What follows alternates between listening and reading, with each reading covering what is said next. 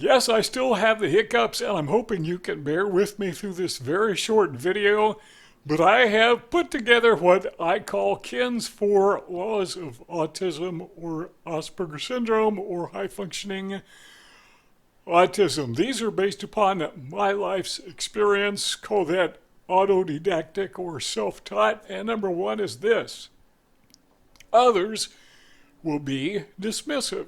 Just expected, because in my experience that has been human nature. People just tend to be dismissive, and not just neurotypical people. I think everybody, that is part of human nature. That is how we have just come to be, how we were born and bred. We tend to be dismissive. I got an example from high school.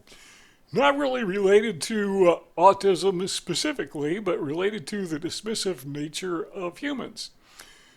High school gym class, I hated gym class. A lot of autistic people do. Other autistic people excel. Athletically, I was not one of those people, and I'm still not. Love to jog, love to run, love to walk, love to work out, but I'm not one of those guys who can dribble a basketball and run at the same time. So, gym class, we were playing football. Okay, they were playing football. I was out on the field getting knocked over, but we were playing football. And when I was a teenager, I had a problem with migraine headaches. I mean, serious, severe migraine headaches. They still pop up once in a while, but back then they were horrific. I'm talking about, pardon me for being a little bit grotesque here, but man, I'd puke. I would have extremely severe, painful headaches. I would get this aura in front of my eyes, and I was virtually blind. So there I was in gym class. And I was experiencing one of these attacks, migraine attacks, and I felt it coming on. So I talked to the instructor, the coach, whatever this guy was, the teacher, and I said, "Man, I'm getting a migraine," thinking that that would be sufficient to communicate the thought to him that I can't do this. His response was, "No, you're not going to let a little headache stop you." He was being dismissive. He did not comprehend. He did not understand. That's just human nature. And when you tell somebody that I'm autistic, a lot of times they don't even know what that means. They just kind of pass over it because they don't have a point of reference. It's almost like it's a dumb excuse that you're using. And so people are dismissive, and they're also what I call contrarians. Whatever you say, they'll take the opposite point of view. I'm not sure that's a bad thing, because if we all agreed on everything, we wouldn't get very far. I actually like it when Republicans and Democrats fight each other. What I'm going to get really worried is when they start agreeing with one another. We need that check and balance. We need to check each other out. So I'm okay with people being contrarians, but we need to be aware of the fact, as we go through life as autistics, that whatever we say, someone's going to argue with us. Doesn't matter what the position is. Number two is, my second law of autism is I will be dismissive, or you will be dismissive, or we all will be dismissive. Now, the reason I say that, I want you to think back. When did you first realize, not that you were autistic, but when did you first realize that you were just different? And you really didn't know why or what, you just knew that you were. And you didn't know what to do about it. You didn't know what to do with it. And so you were probably kind of dismissive. Maybe this is not as bad as I think it is. And I remember when I was a kid, basically being mute, unable to communicate, either verbally or socially. And I just assumed that this was a kid thing, and as I got older, I would grow out of it. Well, what I was doing is, based upon my lack of understanding, I just been dismissive. And I didn't mean to be. I didn't really understand. And I recall, maybe again, high school year, 16, when I had my first severe episode of depression. I didn't know what depression was. I mean, I heard the term, I knew the word, but when I thought of depression, I thought in terms of economics, the Great Depression of the 1930s. I did not know that this was a neurological or psychological or mental condition. All I knew was I felt really bad. The world stinks. I was just being dismissive based upon ignorance. I mean, it would be years before I understood that I was encumbered with chronic depression that would last for, well, not for a lifetime because I'm not dead yet, but a lifetime so far. And because I have learned not to be so dismissive, I've learned to deal with it, not accept it. Like, well, that's life, but deal with it in the sense that it's not going to go away and, there's not going to be a cure for this, but I can manage it. That brings us to law number 4, and that is that autism, in my opinion, is immutable. Now, people will argue with that. Of course they will. They're contrarians. But I think autism can't be changed. You're autistic because of a neurological condition. That's been my observation. I've never known a person with Asperger syndrome, with high-functioning autism, who has been cured. It's not a disease. You don't take a pill and poof, it's gone. You don't go to the hospital and have an operation. There's nothing to take out. There's nothing to tweak in there to fix it. Okay, a lobotomy maybe would take care of it, but then again, you'd basically be effectively little more than a living vegetable. They don't do lobotomies anymore, by the way.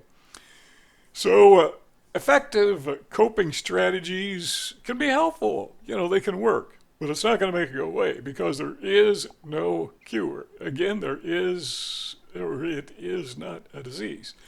That's my opinion. If you can find something that says otherwise, sure, yeah, I'd like to know what that is because I've been wrong on a lot of things before, and I could be wrong on this one. That's why I say it's actually kind of good for people to be contrarians as long as they do it in a courteous and thoughtful manner. And that takes us to law number 4, again, based on my life's observations, and that is rejection is an expectation. Just expect to be rejected because, again, this seems to me how human nature works. Humans, primates, if you want to believe that, we have a social hierarchy. And guess who's at the bottom? People like us.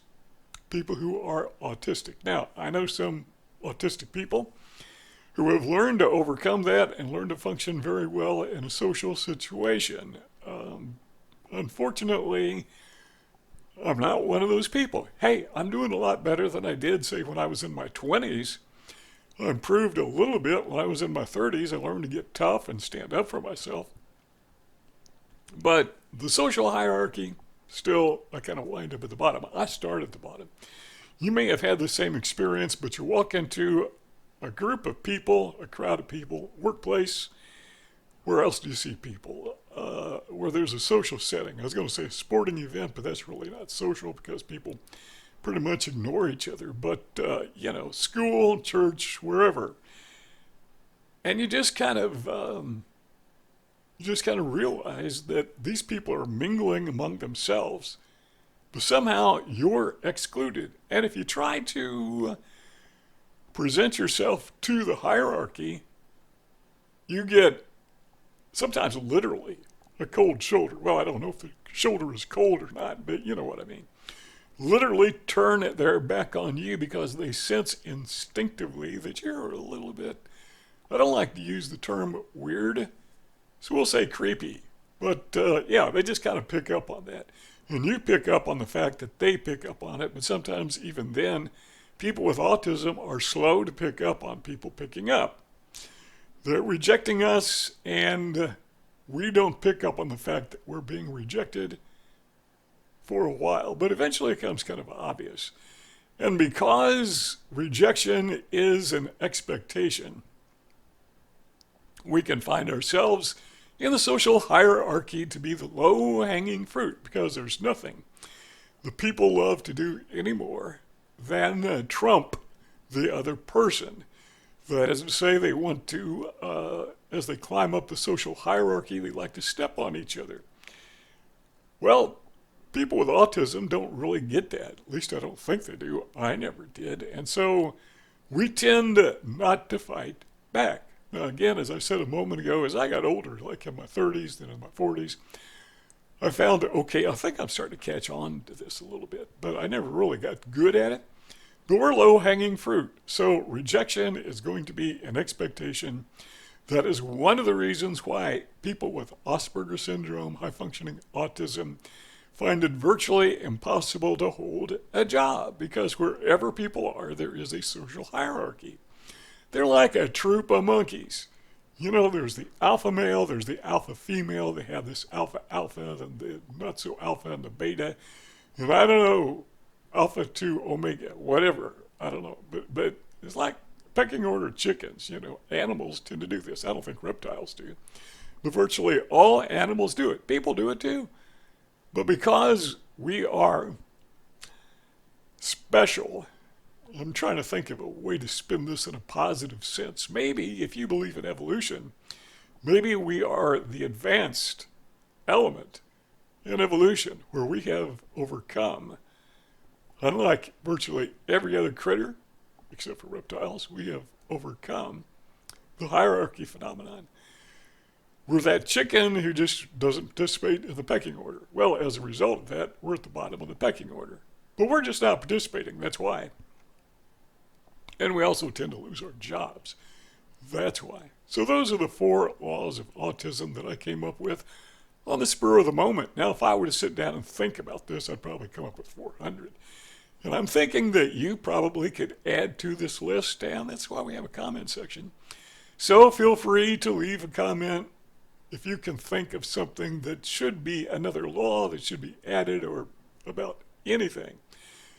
And you know what? It seems to me that I've made it through this entire presentation, and I don't think I had even one single hiccup. Thank you for curing my hiccups. Well, now it's time to say goodbye to Jed and all his kin.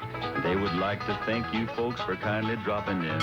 You're all invited back next week to this locality to have a heaping helping of their hospitality. Hillbilly, that is. Set a spell. Take your shoes off. Y'all come back now. Here?